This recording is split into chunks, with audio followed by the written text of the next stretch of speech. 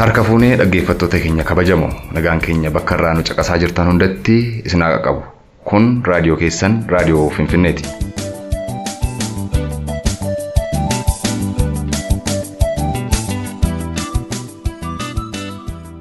Raadiyoon Finfinnee akkuma yaadatamu ji'oota muraasaaf sagaleensaa addaan citee turuun ni yaadatama. Har'a tokko jechuun magaalaa Finfinnee Oromiyaa irraa qophiileesaa eegalee jira. Baga gammaddan baga gammannee jechuu barbaanna. Sagantaa har'aatiin kan isin faana turu an iddoo isaa qajeelaati. Ani immoo Daraaraa Daadhiiti.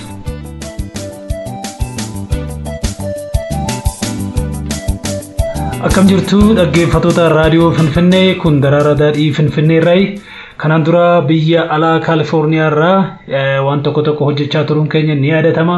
Ammaan tan immoo haalli qilleensi biyyaa waan fooyya'eef mee biyyumarraa uummata keenya quunnamna jennee garanatti muuf goonee jirra. Waajjirallee banannee jirra. Hojii jalqabnee jirra. Guyyaan har'aa jalqaba keenya. Egaa baga Finfinnee irraa wal agarree isiniin jedha. Tole haa ta'u Daraaraa galatoomii gamanumaan dhaggeeffattoota keenyaaf gaaffilee adda addaa waliif kaafnee waa'een karoora raadiyoo Finfinnee maal fakkaata, raadiyoon Finfinnee maal hojjechaa ture, gara fuulduraatti maal hojjechuuf jira, amma immoo maalirra jira isa jedhu gaaffilee adda addaa kaasnee irratti kan bareennu ta'a. Gidduudhaan illee oduu kan qabaannu ta'a. Akkeetii yoo itti fufnee maal sitti fakkaata? Baay'ee bareeda. Egaa akkuma beektu raadiyoo Finfinnee biyya keessatti galchuu fi asitti hojii jalqabuu fi bu'aa bayii wayii daddabarsaa turre. Baay'ee sin ulfaatu laayisensii itti baasnee inni dirqama waan ta'eef achumaan ammoo waajjiratti biirootti kireeffanneerra. Egaa jalqabbiin isaa kanarraa jalqabaa kana booda akkamiin fuulduratti akka deemnu hiriyoota keenya waliin mari'annee fuulduratti fandii itti barbaannee sanaan booda FM afaan Oromoo ansa'aa guutuu jechuudha sa'aatii 24 hojjetu bannaa fi innis immoo galgala tokko waan ta'uuf miti yookiin immoo nam tokkeedha waan ta'uu miti uummanni keenya akka irratti hirmaatee FM afaan Oromoo kana banu irratti hojjechaa jirra. Qaama kanaanis immoo artistoota Oromoo namoota akka Ittiiqaa Tafariifaa fi waayillan isaa dubbisnee akka isaan nu gargaaran illee gaafannee isaanis gammachuudhaan nu simatanii qaama dhuunfaadhaanis maqaa namaa kaasuun barbaachisaa ta'uu namoonni dhuunfanis immoo si waliin jirra waan kana jalqabaa nuun jedhaniiru. Kaayyoon keenya FM afaan Oromoo sa'a 24 hojjetu banuudha. Tole haa ta'u egaa Daraaraa bal'inaan dhaggeeffattoota keenyaaf ibsite asirratti raadiyoon Finfinnee eessarraa ka'ee eessa ga'ee hojiilee akkamii hojjechaa irra ga'ee ati hoo gama miidiyaatti akkamitti makamte isa jedhu dhaggeeffattoota keenyaaf oduu dhiyeessine kanneeniif kanneen biroo gaaffilee biroo kaasnee irratti yoo haasofne maal sitti fakkaata? Baay'ee bareeda. Kuni gaaffii bareeda. Dhuguma ani ogummaa gaazexeessummaallee hin qabu, barumsa isaallee hin qabu. Haa ta'utii dhiibbuma uummata Oromoo irra gahaa ture tu waan kanatti nu fide. Sunis gaafan dura waan kana jalqabu uummanni Oromoo kuni Finfinnee jedhee du'a. So maquma Finfinnee kanaan mee miidiyaa wayii ijaarree guyyaa guyyaadhaan kan ittiin yaadatamu goona kan jedhu 2014 bara jalqaba Oromoo Protestii dura Ambootti namni akka 74 wayii miidhame. Guyyaa sanan uummanni Oromoo kun handhumaa jiru Finfinneedha fi nus immoo as teenyee waan tokko maaf hin hojjenne guyyaa guyyaadhaan waan maqaa Finfinnee kana ittiin kaasnu maaf hin hojjenne kan jedhu irraan raadiyoo Finfinnee kana jalqabe.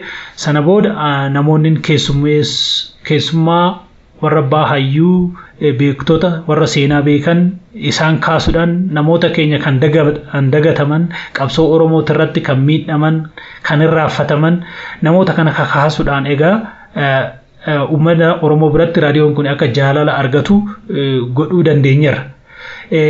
Akkuma gaafii kee sirriitti si deebisuu fi raadiyoo Finfinnee uumuudhaafis gara gaazexummaattis kan dhufne miidhuma Oromoo kana wal dhageechisuuf malee dandeettii addaa yookiin immoo fedhii addaa irraa qabaannee odoo hin taane rakkuma Oromooti gabaarra oolchinee wal dhageessisna kan jedhu irraani sunis immoo yeroo sanatti nu milkaa'ee ture jechuudha. Tole haa ta'u amma dhaggeeffattoota keenya oduu dhageessisnee walitti adeemnu. Baay'ee bareeda.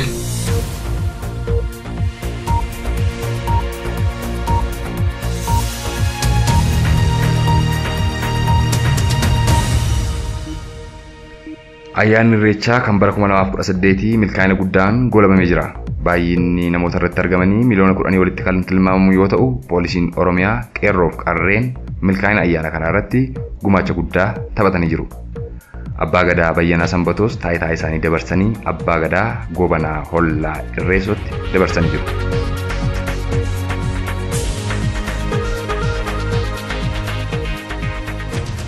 Paartileen Addawaawii arfan bakka bu'oota isaanii yookaan koongireesii isaanii filatanii kan fixan torbanuma kana ture. Haaluma kanaan paartiin Abbuut Geetaachoo Asaffaa deebisanii koree hojii raawwachiistuutti filachuun uummata bal'aa kan mufachiise ta'uu odeeffannoo marsaalee hawaasummaa garaagaraa irratti raabsamaa jiru ni mul'isa. Geetaachoo Asaffaa itti gaafatamaa nageenyaa yookaan kan seekuritii yeroo turanitti lubbuu namoota baay'ee balleessuun komatamaa jiru.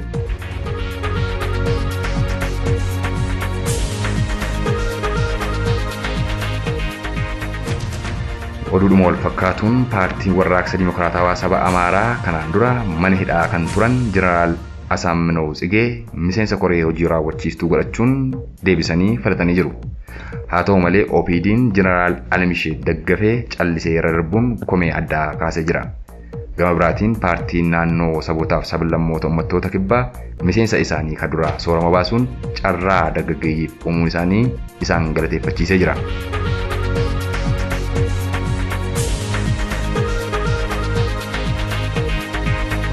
Paartiin Addawaawii walgahii magaalaa Hawaasaatti godhaa jiru guyyaa kaleessaa onkoloolessa 3 bara 2018 jalqabee jira. Walgahiin kun guyyoota 3 kan turu yoo ta'u biyyattii keessatti nagaaf tasgabbii fiduuf Dr. Abiy Ahmadiin irra deebi'anii ni filatu jedhamee yaadama.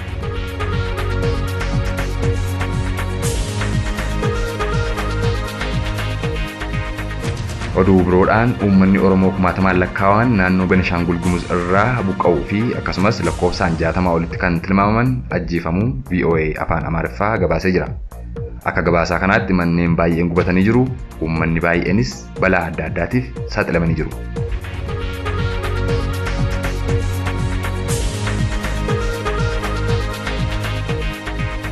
Gara oduu biyya alaatti yeroo dabarru haadhi manaa Tiraamp Maaleeniyaan qophaa ishee Afrikaa daawwachaa jirti.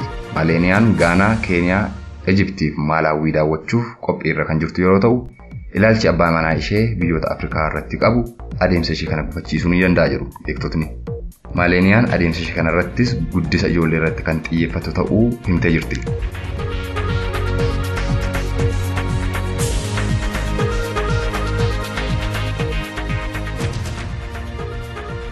Manni murtii federaalaa Ameerikaa baqattoota kumaatamaan lakkaawaman kan pirezidaant Tiraamp biyyatti deebisuuf yaalaa ture akka dhaabbatu godhee jira. Baqattootni kun biyya El Salvador, Haiti, Nikaraaguwaa fi Sudaan irraa kan ta'an yoo ta'u, biyyi isaanii nagaa ta'us biyya Ameerikaa keessatti hojjetanii jiraachuuf mirga qabu jedhee murteessee jira manni murtii olaanaa Ameerikaa.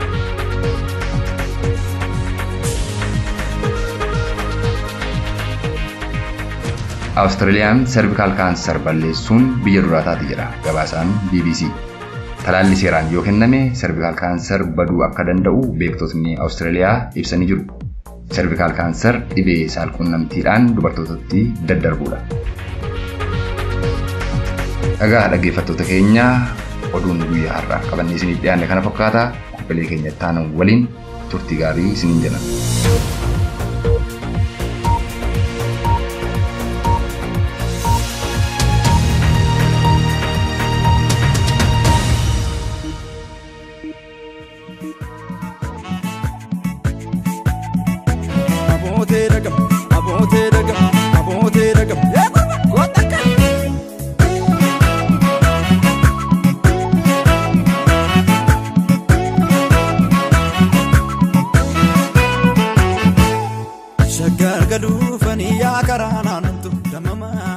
Tole haa ta'u Daraaraa marii keenyatti fufna. Daraaraan waggaa meeqa booda kan inni gara biyyaatti deebi'e? Waggaa meeqa booda gara biyyaatti deebi'e?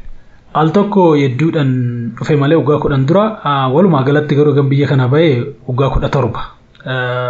Innaa yeroo sana eegan bahee eegasii biyyattiin tasgabbiin argannee waa asitti hojjechuu fi waan tokko godhachuu fi yaaddachuu fi akka dhuunfatis ta'e akka sabaafis wanni godhamu tokko hin turre haaluma biyya tanaa hanumaatillee beektudha. Biyya amantii itti amananii asan jiraadhaa asitti waan akkasii hojjedhaan itti jedhan hin turre. Bara kana bara sirna bara Abiyyii fi Lammaa kana dubbiin tuni xiqqooshii biyya akka yaadannu nu gootee asittis hojjechuu hin dandeenya, miidiyaa banachuu hin dandeenya, waan tokko saba keenya buusuu hin dandeenya jennee akka hawwinu waan nu godheefi gara kana fuula keenya deebisnee dhufee walumaa galatti ani waggaa 17 ala ture jechuudha. Baay'ee yeroo dheeraadha. Yeroo gabaabaa miti kuni mucaan tokko dhalatee guddatee mana barnootaa seenee umurii dargaggummaa irra ga'uu ni danda'a. Waggoota ati achitti dabarsite. Isa deebite akkamitti agarte biyya haala kanaan dura ture irraati maaltu addadha? Akkamitti eegdee akkamitti argatte biyya?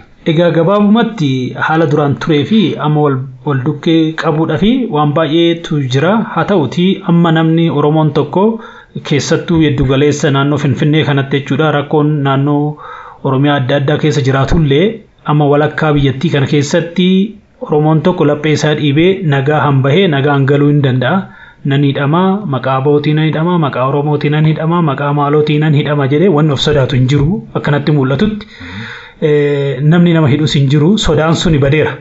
Sanarraa kan hafe Oromoon maal argate kan jedhu kanaan ala wanni argate Oromoon amma jira jedhee yaada. Hiriyoota koollee dudubbisee namoonni kunillee iddoo adda addaallee deemee ilaale Oromoon waan adda waan argate hin jiru haa ta'uti firiidemii bahee galu basic freedom bahee galuu sana argateera karaatti nafaa nan hidhamaa na ajjeesuu kan jedhu aksidentuma waan biraa hoo ta'e malee gama mootummaatiin rakkoon akkasii suni waan jiru natti fakkaatu hankanarraa hafe garuu Oromoon maal argate hojii argateera biizinasii argateera kan jedhu irratti shakkiinan qaba hoofuun durmatti dhufe malee ammaaf Oromoon waan argate hin qabu. Kanaaf egaas miidiyaan keenya immoo kanarratti hojjetee Oromoon maal argatee maal dhabee kan jedhu kana fuulduratti irratti hojjetee uummata dhageechisee yaada.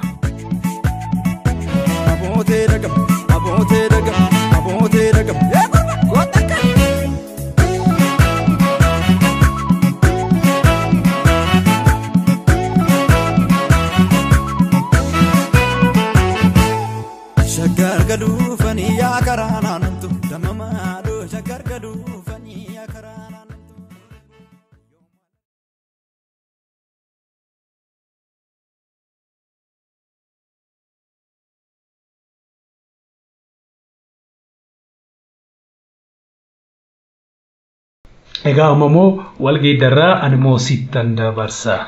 Gaafii angaafachuu duwwaa doon taane atis hin gaafatama. Odaa sabaa isma xiqqaa kana hassakaleessa boombii kun isiin jedhanii sagalee kana practice goote moo uumamaan argatte? Furdinii sagalee gooti practice godheen fide miti. Furdina fakkaata furdinaaf jecha sagalee boombii qabanaan jedhu ta'uu danda'a. Furdinni kennaa uumamaadha. Haa ta'u garuu an profeshinii gaazexeessummaa hin qabu. Miidiyaa irratti hanqinni baay'een akkuma jiru akkumatti jettee hanqinni baay'ee waanta jiruuf haaluma jiruuf jireenya biyya baqaa keessaatiin gara miidiyaatti dhufee yeroon gara miidiyaatti dhufu immoo piraaktisii adda addaa gochuudhaan sagalee miidiyaadhaaf tolu gochuudhaaf yaaliin godhan jira jechuun barbaade.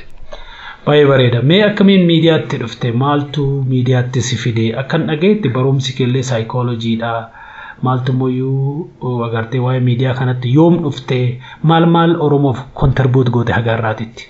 Gama hojii miidiyaatti jalqabuma isaa nan dhufaa jedhee yaada isaas hin qabu ture. Bara 2012 keessa akka faranjiitti jechuudha biyya kanarraati baqadhee gara biyya keenyaa deemeen ture. Yeroo sanatti yeroo jalqabaatiif hojii elektirooniksii akkasii tokkoon hojjechaa ture. Hojii meenteenaansii kompiitara meenteenaansii fi kan bilbilaa jechuudha. Sana booda hojii gama intarneetiin biyya keessa hin jiru waa'een bu'aa miidiyaas badaa amma kanatti biyya keessatti namaan galu yeroo as ture. Erga achi deemneeti garuu waa'een paaltookii kuni sooshaal miidiyaa adda addaa irratti intarneet aksesiin bal'inaa waan jiruuf ga'ee miidiyaan qabsoo uummata Oromoo keessatti qabaachuu danda'u tokko gaafan argu atiraaktiin ta'e jechuudha gama hojii sanatti dhufuudhaaf yeroo jalqabaatii fi raadiyoo sagalee dargaggoota Oromoo kan jedhamu gumii Oromoo Parliamentarians.org irratti Dr. Geetaachoo nama jedhamutu jiru. Isaan waliin hojii sana qindeessaa ta'een jalqabe jechuudha. Sanuma keessa itti aansuudhaan Radio Voice of Independent Oromiyaa organizerii ta'ee daayirektara ta'een hojjechaa ture kan Oromoo Parliamentarians.org irratti darbu raadiyoo sagalee dargaggoota Oromoo gara waggaa tokko hojii akkas hojjenne Radio Voice of Independent Oromiyaa raadiyoo sagalee walabummaa Oromiyaa gara waggaa lamaan keessa ture sana keessatti daayirektara ta'ee hojjedheera editara ta'ee ankarii ta'ee hojjedheera gabaasaa waama hedduun keessatti dabarsee sana booda immoo daraaraa daadhii wajjin wal baruudhaan gama raadiyoo Finfinneetti dhufee isin jechuu barbaadeetan.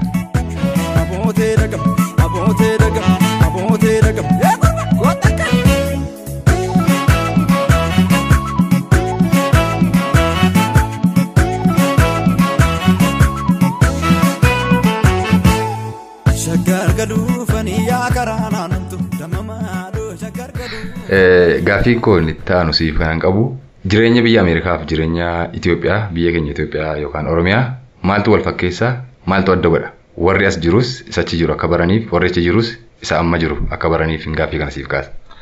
Kana egaa fuulduratti qabatamaadhaan viidiyoodhaanis waraabnee sagaleedhaanis waraabnee kan dhageechinu ta'a. Akka namaatitti hirriibaa kaanee nyaannee dhunnee rafnee ka'uu hoo ta'e malee wanumti wal fakkeessullee hin jiru. Siistemni isaa gargari akkatti namni oolee bulu gargari akkatti konkolaachisan gargari akkatti karaan kutan gargari hundi isaa siistemni isaa gargari kanaafuu wanni baay'ee wal fakkaatu hin jiru. Wanna wal fakkaaturra wanna wal fakkaannetu baay'ata. Fakkeenyaaf nama biyya Ameerikaatti makiinaa nan oofa. Asitti garuu oofuun sodaadha. Maaf jennaan namni fardaa fi qotiyyoo sodaata malee makiinaan sodaatu. Callisee sitti fiiga. Biyya ormaa garuu akkasii miti. Namni konkolaataa sodaata. Sitti hin fiigu namni. Karuma keetirrallee namni biraa sitti oofaa dhufee sitti bu'uu danda'a. Siistemni isaa baay'ee xiqqooshii duubatti hafaadha. Garuu hin fooyya'u. Gartee akkasitti namni biyya alaallee dhufee siistema achitti bare sana asitti hoggaa appilaayi godhu kana fooyya'aa kan jedhuun qaba malee wanni wal fakkaatu baay'een hin jiru wanni wal fakkaanne baay'eetu jira hin jedha. Hawaasummaan akka maal fakkaata hawaasummaan Ameerikaatti uummanni Oromoo Ameerikaa jiraatanii yookaan koominitiin Itoophiyaas haa ta'u akkamittiin jiraatu hawaasummaan as jiru maal fakkaata hojii wajjin wal qabachuudhaan oolmaa bultii wajjin wal qabachuudhaan maal fakkaata. Baay'ee garaagara nan jedhu. Biyya Ameerikaatti fakkeenyaaf buna kan dhudhu achi mana bunaa san teechee otoo hin taane buna kee kubbaayyaatti fudhattee deemta. Karaatti dhugaa deemtaa jechuudha. Yeroon qabdu. Asitti garuu mana bunaa hoo seente namni waan taa'uuf bakka teechuullee hin argattu. Gartee muddama qaba namni biyya sana. Namni biyya sanaa hin ariifata, hin jarjaraa, hojii sa'aa dheeraa hojjetaa, karaarra hin deemu, kaampaanii keessa oolaa, hoteela keessa oolaa, yookiin faabrikaa adda addaa keessa oolaa malee nama karaarratti hin agartu. Asitti immoo namni waan walgahii keessa gadi yaa'u ofitti fakkaatu karaarra yaa'u. Innaa namni hojjaa hin qabu jedhee yaada biyya kanatti. Hojjaan hin jiru. Biyya ormaa hojjaa qaba. Ilma namaa karaarratti hin agartu. Biiziidha. Maatii waliin argu. Dhirsaaf niitii waliin argan. Ishiin halkan hojjette inni guyyaa hojjeta. So biyya kanallee odoo akkas godhanii hamma ta'e odoo hojiin biyya kanatti uumamee ilmi namaa biizii ta'ee halkanii guyyaa hojjetee poolitikaa duwwaa irratti odoo hin taane jireenya isaa fooyyessuu irratti hojjetee namni keenya ikoonomiin biyya kanaallee hin guddataa namni illee hin guddataa namni keenya illee hin yaadda'u waan hin taane yaadda'u odoo hin taane hojii irratti fookas godhaa agartee karuma biyya ormaatti karaa mana rifeensaa illee hidhatee rifeensa murattu hin qabdu hojii hojjettaa dhugaatu hojii dhabaate manni rifeensaa hin cufamu. Agartee asitti garuu waan akkasii hin jiru rakkoon qabu manni rifeensaa kun hodii isan bira deemta guute innaa garaagarummaan hawaasaa baay'eetu jira bakka sana hin geenye namni keenya asitti bakka addunyaan jirtu hin jiru. Fakkeenyaaf wanni ani dargaggeessa Oromootiif kaasuu barbaadu asirratti biyyi ormaa dargaggeessi 2, 3, 4, 5 ta'ee walitti dhufa. Walitti dhufee startup business waan jedhamtu jira. Startup jechuun dargaggeessa akka keetii kanatu walitti dhufeeti maal hojjennu jedhee yaada walii dhiyeessa. Pilaanii walii baasan yookiin kan odoo hojjenne waan akkasii odoo uumne jedhanii yaada walii daddabarsan. Yaada kana walii daddabarsan yaadicha lafa kaan waraqatarra kaan draft. Waraqatarra kaanii san booda yaadicha cuunfanii proposaalii barreessanii fandii itti barbaaddatan. Fandii itti barbaaddatanii hojii sana jalqabni yesraa faxara hojii uumuu sana jechuudha. Akkasitti wanni feesbuukiin wanni guugiliin wanni teknoolojii kun ijoollee dargaggoota kolleejii baratutu maal haa hojjennu maal haa uumnu jedhanii walitti dhufanii 5, 6 ta'anii walitti dhufanii hojii kana uumanii amma Ameerikaa duwwaa doon ta'an addunyaa guutuutti hin geeddaranii jechuudha. Dargaggeessi keenyas karaarra dhaabbachuu fi akkasumaan mana bunaa taa'uu doon ta'an 3, 4 ta'ee maal uumnu shorteejii maaltu jira biyya kana keessa magaalaa teenya keessa maaltu rakkoon jira. Rakkoon bu'aa bishaanii, rakkoon karaa hunda hawaasa tajaajila hawaasaa kun kan jiru akkamiin hiikuu dandeenya jedhanii dargaggeenyi dandeettii isaanii walitti fidanii waraqatarra kaa'an. Sana booda fandii baankirraa isaa ta'u, nama dhuunfarraa isaa ta'u, bulchiinsarraa isaa ta'u gaafatan. Yaada akkanaa qabna, proposaalii akkasii qabna, rakkoo hawaasa keenyaa kanaan hiikuu barbaanna asirratti nu gargaaraa jedhanii fandii gaafatanii jechuudha. Hawaasummaa Oromoo biyya alaa jiru kanallee odoo gaafatanii proposaalii yoo dhiyeessan namni hamma danda'e walitti fuudhee isaan gargaaruu danda'a jechuudha. Biyyi ormaa hanguddatte addunyaan hangeeddaramte dargaggeessa yaang amma namicha feesbuukii fudhatte kolleejillee fidhe. ijoolluma first year or second year ta'anii hiriyoota isaanii wajjin waan feesbuukii kana uumanii jechuudha. Warri Google uumallee akkasuma sooftiweerii kanallee kan uume akkasuma otuma giraajuweet illee godhin yaada kana burqisiisan. Innaa dargaggeessi keenyas rakkoo hawaasa keessaa jiru furuuf ofiifis immoo waan tokko uumne jedhanii gartee satisfaakshinii argachuudhaaf walitti dhufanii ta'anii maal hojjennu jechuu qabuun jedhan. Tole baay'ee bareedaadha. Muuxannoo guddaa dargaggoota biyya keenyaaf qooddee amma akkas taanaan asii gaafa deemtu gara biyya Ameerikaa Kaalifoorniyaa gaafa deemtu amala baddee deemtaa jechuudha. Itti baruun si rakkisu tokko.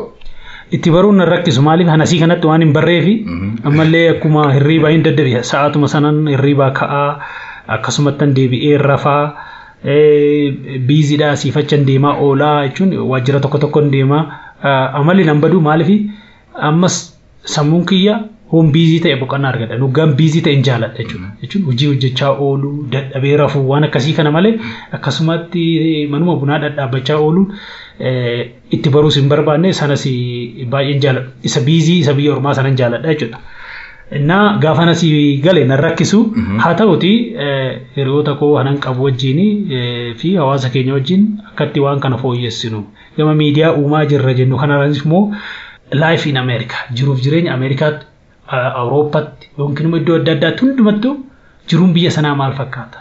Dargaggeeyyiin, dubartoonni, maanguddoonni biyya sanaa maaliin yeroo dabarsu? Akkamitti jireenya isaanii fooyyessu? Kana riisarchii hojjenneet karaa miidiyaa keenya biyya kanatti akka darbu goonaa hawaasni keenya immoo kanarraa fayyadamee yookiin immoo akka saampiliitiitti illee fudhatee jireenya ofii fooyyessaa kan jedhu abdiin qabaa jechuudha. Gara fuulduraatti daraaraan biyya Ameerikaa jiraatee mattuufee achumatti hafuu barbaadamoo gara biyya keessaatti deebi'ee biizinasii uumee hawaasa isaa hirmaachisee biyya jiruuf jireenya isaa biyya keessatti gaggeessuu barbaada. Gaaffii kodhumaati kun. Galatoomi kuni dhugaadha. Haga ammaatti biyya Itoophiyaa keessa jiraadhadhee yaadne egaa hiree argadhee biyya kanaa ba'ee biyya ormaa jiraachuu jalqabee waa hundayyuu addaabta achitti godhee itti gammadee maatii koollee fudhadhee jiraachaa waan jiruufi asan jiraadha jedhee hiyyaan amma immoo haalli Itoophiyaa fooyya'aa waan dhufeef haalli Oromiyaas fooyya'aa waan dhufeef xiqqooshii fuulduratti itti yaaduu nan mala. Ammaaf garuu ani lammii biyya Ameerikaa jiraataa Ameerikaa hojii sanan qabu achi hundumtuu jireenyi kiyya achi waan ta'eef hagas mara murteessinee yaa'u ganaadha dargaggeessaa fuulduratti itti yaadne gara biyya abbaa keenyatitti deebinee jiraachuus inuma danda'ama.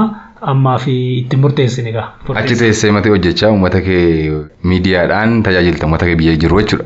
Yes, hedduu lamaan deemati. Kunis biyya kiyya, sunis biyya kiyya. Hedduu lamaan deemati. Haala tokko immoo mootummaa Ameerikaa wajjin illee intarastii Ameerikaa Itoophiyaa keessatti akkamiin kabachiisnaa, hawaasa kanallee akkamiin fooyyessinaa, magaalota Oromoo, magaalota biyya sana sister city jedhamtu jira. Akkasan wajjin hojjetan magaalaan Dambidolloo magaalaa takkitti Ameerikaa wajjin magaalaan Fiichee magaalaa biyya Ameerikaa wajjin akkatti wajjin obbolaatanii wajjin hojjetanillee hiriyoota keenya wajjin mari'annee waan tokko walitti fiduuf walitti dhiyeessuuf hawaasni keenyallee akka fooyyee akkuma biyya guddatteetti akka jiraatan hamma humna keenya hin tattaafannaadha yaadni fi fedhiin koo. Dagalatoon dhumarratti gama sagantaa raadiyoo Finfinneetti yeroo deebinu dhaggeeffattoota keenyaatiif dhaamsa yoo qabaatte hireensiif kenna. Egaa raadiyoo Finfinnee kanaan dura seenaa baay'ee kan dagatame kan miidiyaan Amaaraa irra darbee akkasumas miidiyaan Oromoolee kan irra darbee namoota gugurdoo namoota akka Ida'oo Boruu fa'aa dhiyeessuudhaan seenaa biyya kanaa seenaa Finfinnee seenaa gootota Oromoo seenota akka Baaroo Tumsaa Magarsaa Barii Badhoo Dachaasaa namoota Abboomaa Mitikuu hamma jedhameen beekamne miidiyaan kuni Oromoo fuulduratti baasee Oromoon akka dhaga'u godhee jira. Ammas seenonni dhokatan kan Oromoo ganaadha. Akka afaan Amaaraattiin abbayin bacilfaa. Ganaadha xiqquma cilfaan irraa kaasne malee seenaan Oromoo han irratti hojjetamu. Hirmaannaan Oromoo hanqabsoo Oromoo irratti kufan Oromoota baay'eetu jira. Kana seenaa isaanii fuulduratti fidnee uummata keenya barsiisuudhaaf qophii waan taaneef hawaasni keenya nu wajjinaa dhaabbatu gama hamilee keenya jajjabeessuudhaan nu dhaggeeffachuudhaan waan danda'an hunda akka waliin dhaabbatan an biyya alaas an biyya keessas kanan dhaamsa dabarsaa egaa fuulduratti telefoona keenyas baanka akkaawuntii keenyas waa hundayyuu hawaasaaf hin ibsina gama sana wal quunnamnee wajjin hojjenna miidiyaa namni tokkichi namni lama namni sadii duwwaa odoo miti hirmaannaa hawaasa wajjin hojjetamaan jedha.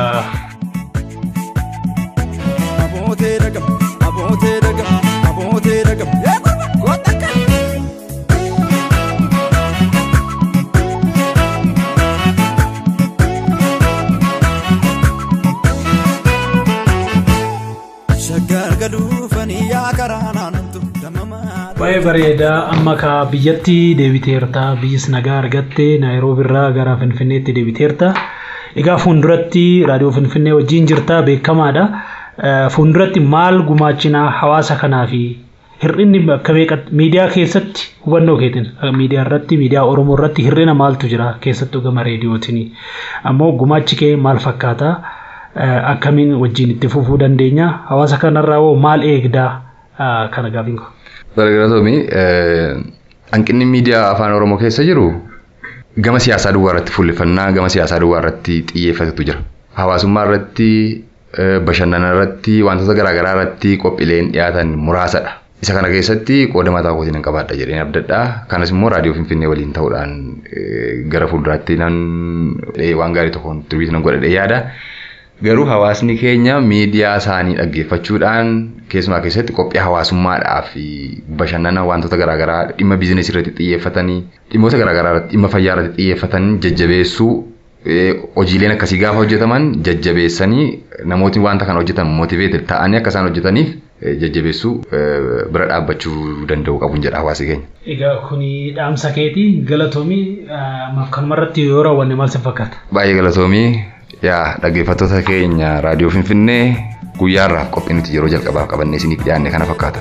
Qophii keenya guyyaarraa keessatti raadiyoon Finfinnee eessaa keessa ga'ee har'a eessarra jira mul'ati isaa maal fakkaata kan jedhu isin dhageessisnee jirra. Daraaraa raadiyoo wajjinis turtii bareedaa waliin goone jirra. Isinis bakka jirtan hundumarraatii kan dhaggeeffachaa jirtan dhaggeeffattootni keenya qophiilee keenya waliin turtii gaarii akka qabaattan abdii qabna. Torbee qophii birootiin akka walitti deebinu abdii qabna. Kanarraaf guddaa galatoomaa jenna. Nagaan. Nagaatti.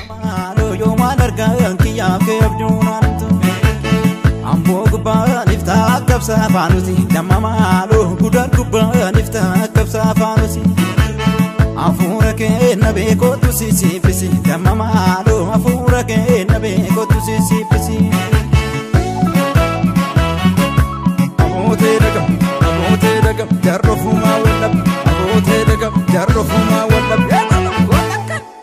salale bo male barana salale bo male yawana na jesi bakuma gara ko male salale tigalani male male datani gade wano fitu gubani kae tabukisani salale bo male rana salale bo male yawana najesi bakuma gara ko gabu male salale tigalani shimala male mal kabatani gade wano fitu gubani kae tabukisani otu kolorado sina pagate jirta